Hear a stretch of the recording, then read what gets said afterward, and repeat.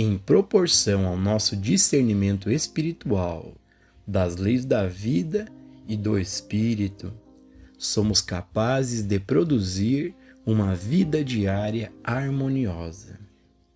Você está reconhecendo problemas como crenças universais, independente de sua natureza.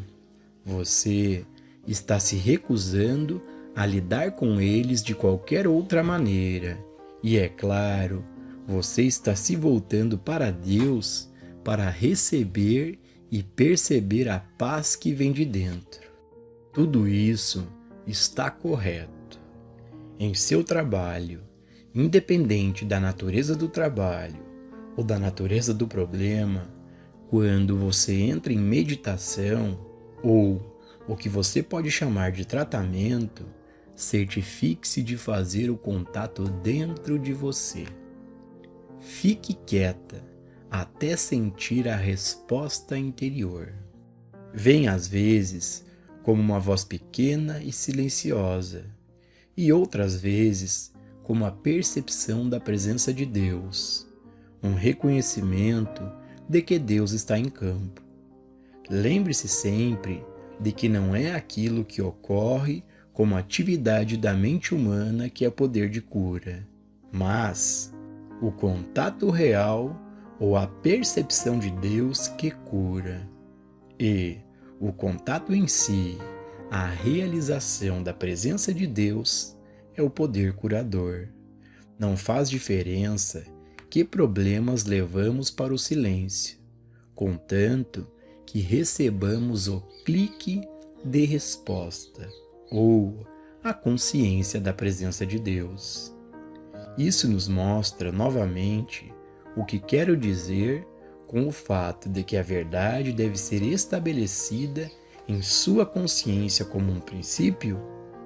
Caso contrário, independente da palavra que você disser a um paciente ou a um aluno, ela não será registrada. Deve haver um estado estabelecido de consciência dentro de você. Então, ele se comunica com seus pacientes ou alunos e, surpreendentemente, mesmo que você não o expresse, mesmo que você não diga nada sobre isso, eles o recebem. O simples fato de que é um estado estabelecido de sua consciência torna-se evidente para eles. Não há transferência do pensamento na cura espiritual. Este trabalho não é a transferência de pensamento.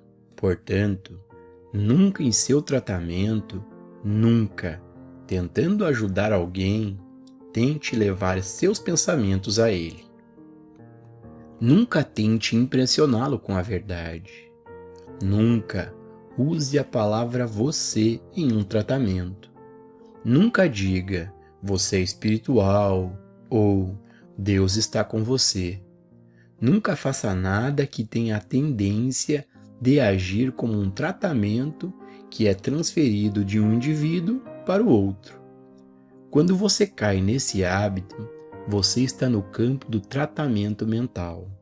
Você está no reino da mente sobre a mente, ou da mente sobre a matéria. Isso não é cura espiritual. Toda essa verdade, como a conhecemos hoje, teve seu início na transferência do pensamento e na sugestão mental. Uma mente transmitindo ideias ou pensamentos para outra mente. Nos primeiros dias, como ajuda na transferência de pensamento, o corpo também era manipulado. O praticante esfregava o topo da cabeça do paciente ou sentava-se joelho a joelho com o paciente, ou medula espinhal com medula espinhal.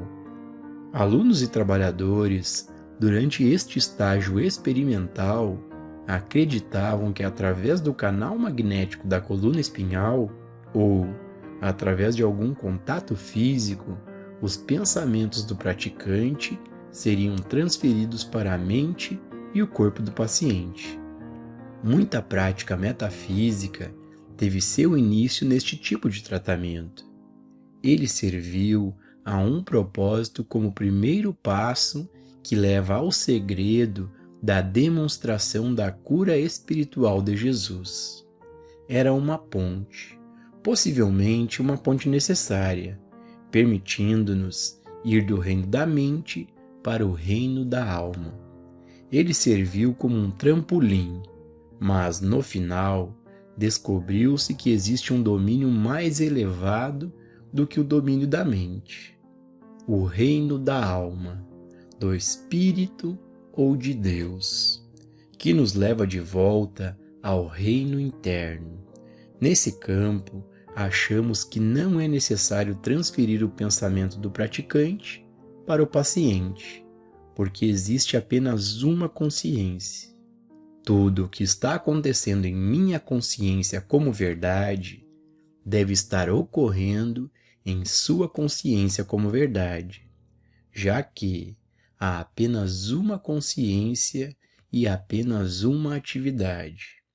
Você pode perguntar: não seria verdade então que qualquer pensamento maligno em minha mente pudesse se transferir para a sua mente? A resposta é não, já que o mal ou o eu não é um poder e não pode transmitir-se ou mover-se de onde está. Por exemplo, suponha que eu realmente acredite que 2 vezes 2 são 5. Tal crença falsa, na verdade, não tem realidade, não tem substância e não tem poder. Seu conhecimento de que 2 vezes 2 são 4 seria a sua proteção contra a minha crença de que 2 vezes 2 são 5. E isso, por si só, impediria qualquer crença errônea de sua consciência. Da mesma forma, então, a sua compreensão de que a vida é eterna, que a vida é perfeita e espiritual, seria a sua proteção contra qualquer mal feito, individual ou coletivo, que tentasse impressionar você com a crença de que você está doente ou pobre. Não está claro que o conhecimento da verdade é a proteção contra qualquer crença de erro? Por exemplo, a criança que não sabe que 2 vezes 2 são 4 pode, por algum tempo, ser enganada e aceitar a crença de que 2 vezes 2 são 5. Mas, no minuto em que ela começar a brincar com blocos ou outros objetos, ela logo descobre que 2 vezes 2 são 4. E, através da experiência, essa crença errônea seria expulsa. Na verdade, já a primeira percepção que nos vem de que Deus, como vida individual, é para nós, a partir de então, uma proteção contra qualquer crença em contrário, seja individual ou coletiva. No tratamento, na oração e na meditação, independente da natureza da necessidade, independente da pessoa com quem você esteja trabalhando, lembre-se de manter seus pensamentos entre você e Deus.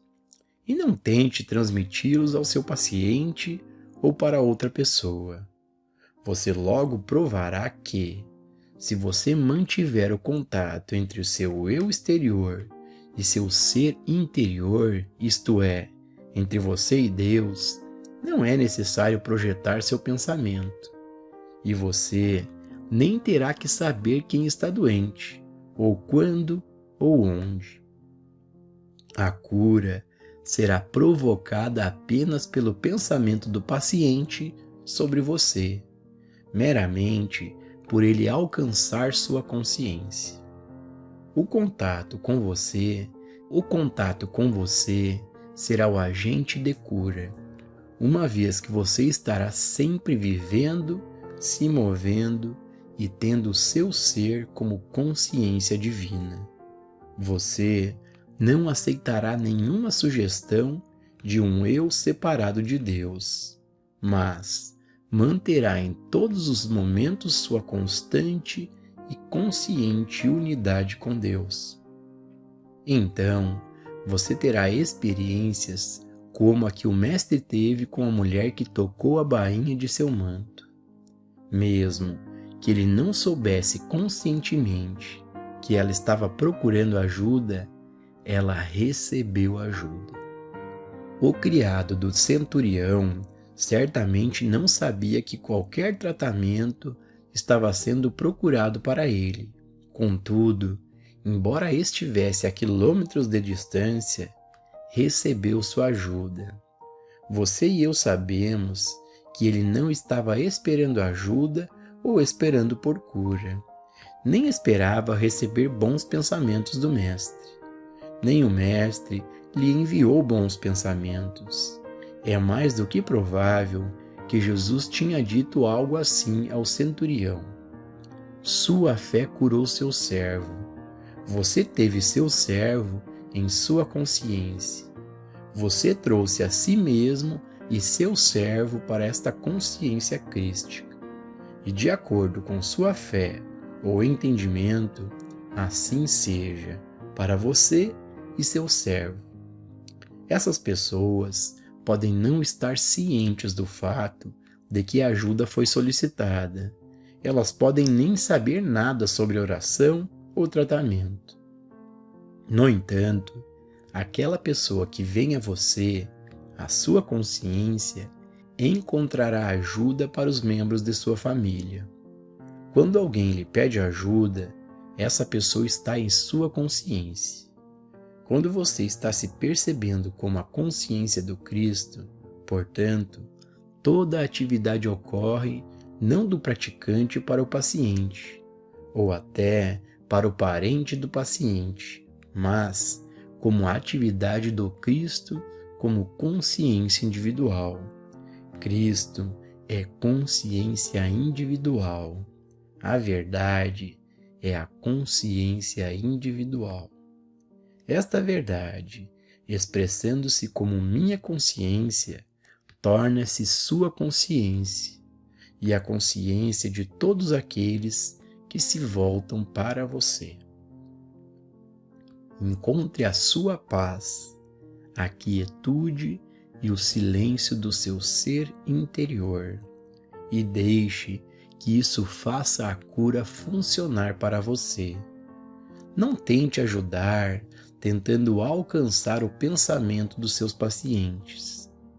Não tente levá-los a entender alguma verdade, ou até mesmo desejar que eles entendam alguma verdade. Porque, se eles pudessem entender toda a verdade que você lhes poderia dar, eles ainda poderiam não ser curados. Não é entender a verdade que cura, é o estado divino da consciência espiritual que cura. E aquele que tem esse estado de consciência, este sim é um praticante.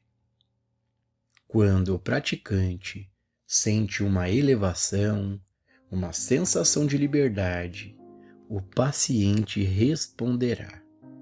É verdade que ainda existem alguns casos que não são curados ou atendidos. Deve haver cada vez menos desses casos com o passar do tempo.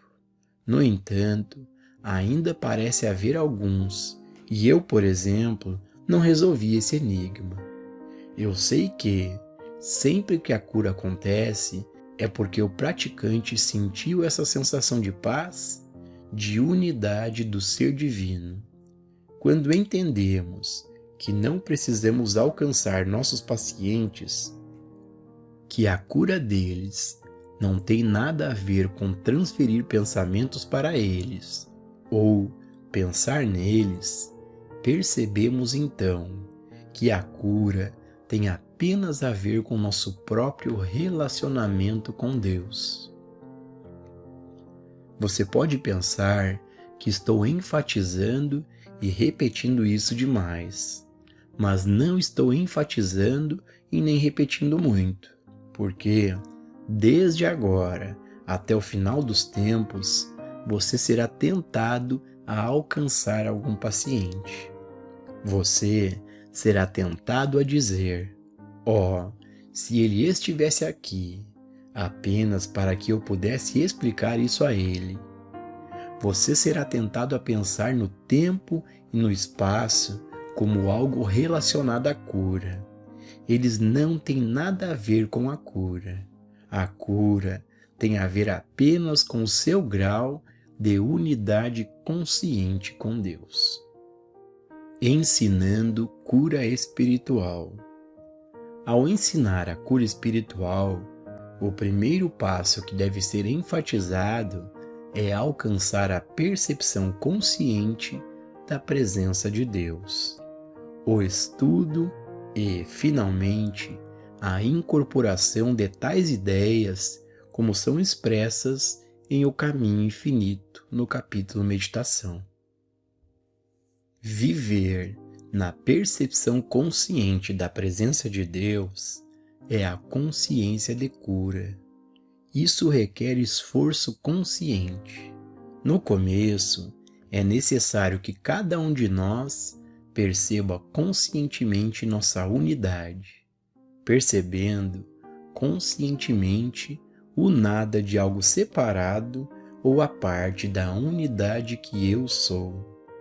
Através da graça, através da gratidão, através do reconhecimento de Deus como a fonte, como a presença e o poder, através do reconhecimento consciente de Deus como a lei, poder e ser divino de nossa experiência, damos o primeiro passo que leva à obtenção da consciência da unidade. Este também é o primeiro passo que deve ser dado aos nossos pacientes e aos nossos alunos. Devemos ajudá-los a alcançar a unidade consciente com Deus. Dar-lhes um programa semelhante ao delineado no capítulo Meditação do Caminho Infinito, ou tal como é mostrado em todos os meus outros escritos, e ajudá-los a desenvolver a capacidade de reconhecer Deus como a fonte onipresente. Então, é claro, o segundo passo que os alunos devem aprender é a necessidade da meditação, de silenciosa reflexão e introspecção. Ao fazer isso, é necessário que eles comecem como nós, com um assunto, alguma ideia, e depois pensem sobre isso. Pensem nisso. Mesmo que não haja oportunidade para sentar-se em silêncio, a princípio, se o estudante formar o hábito de levar uma declaração espiritual à consciência e ponderar por 5, 6 ou 7 minutos, ela desenvolverá nele a capacidade de se concentrar em um pensamento ou uma ideia. Isso leva naturalmente ao próximo passo, que é a meditação, ou a capacidade de ouvir aquela voz pequena e silenciosa. O terceiro passo é ensinar ao aluno a natureza do eu. A cura espiritual não pode ser realizada enquanto houver no pensamento a crença de que existe um poder a ser superado. Enquanto o estudante ou praticante acredita que há um pecado ou uma doença a ser curada ou superada, ele não pode realizar o poder do Cristo.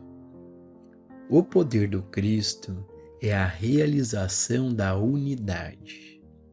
É a percepção da verdade de que eu sou Ele e que não há pecado ou doença a ser superada.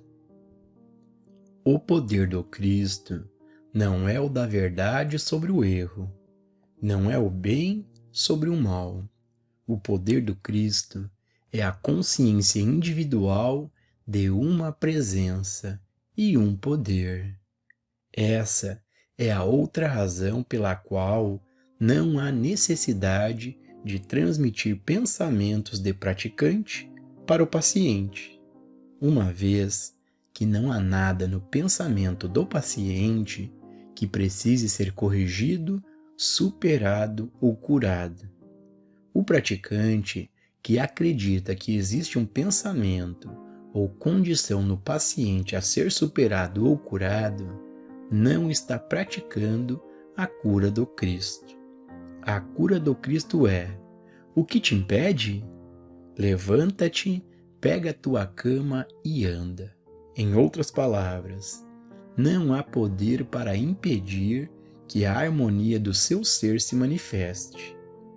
O poder do Cristo é o reconhecimento de que mesmo Pilatos não tinha poder, exceto o que era derivado de Deus. É o reconhecimento da perfeição instantânea e infinita aqui e agora, e, portanto, compreender a natureza do erro é conhecer um nada absoluto daquilo que aparece como erro.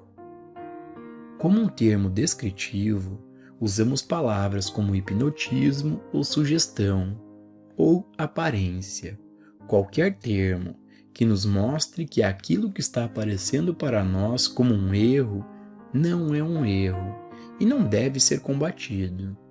Se nós simplesmente dissermos erro é hipnotismo, e então tentarmos superar o hipnotismo, podemos também ter tentado superar o câncer ou o consumo. Não. A razão para mudar o nome de uma doença para uma palavra hipnotismo, ou mesmerismo, ou sugestão, é transmitir ao nosso pensamento o fato de que não temos que batalhar, porque nada não é mais nada que nada. Portanto, a natureza do erro é de suprema importância para nós, uma vez que a natureza do erro nos revela que não há erro. Conhecer a natureza do erro não é descobrir o que causou a doença, garanto. No quarto passo, ao trazer à luz esta verdade e ensiná-la aos estudantes, é o ponto importantíssimo de que o mundo visível é o resultado ou produto do mundo invisível. Deus, a consciência divina do ser, é o princípio, substância e causa de toda a criação, incluindo nossa experiência diária. Deus, nossa consciência divina, aparece para nós como o dinheiro que precisamos, o transporte que precisamos, o trabalho, a venda, a compra ou a vaga de estacionamento de que precisamos. Nós não tentamos demonstrar essas coisas.